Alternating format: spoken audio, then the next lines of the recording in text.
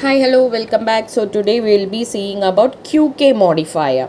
Okay, QK modifier, we will be using it with anesthesia CPT codes. Okay, so before we have to understand like what is the definition of this QK modifier.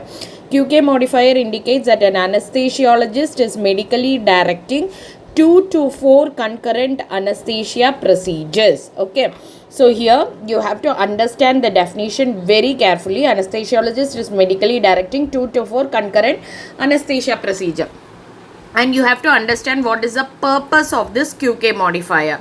The QK modifier specifies that anesthesiologist is involved in the supervision and direction of multiple anesthesia procedure concurrently, ensuring accurate billing. Okay, so we have to understand what is the difference of this QK modifier from other modifier.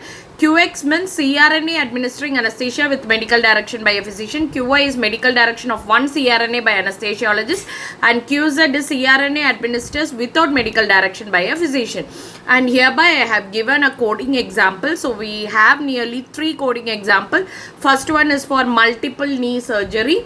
So here we are assigning the CPT anesthesia code for multiple knee surgery with modifier QK, as well as the second procedure is also like you can understand, read the things properly and understand what is a clear definition given here. Okay, and nearly we have added 3 examples for this particular modifier, so it will give you a clear understanding. The third is for hip replacement surgery.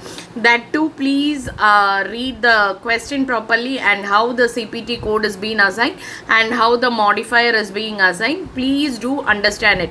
And we have given the common mistakes which should be avoided, like incorrect usage, like QK should not be confused with the QI modifier, and where this QK modifier should be given, it should be properly assigned. Okay, and we have given the tips for accurate coding, that is verify the number of procedures done, and you have to double check the CPT code as well as stay updated with the CPT guidelines. So this is all about what we can talk about this QK modifier.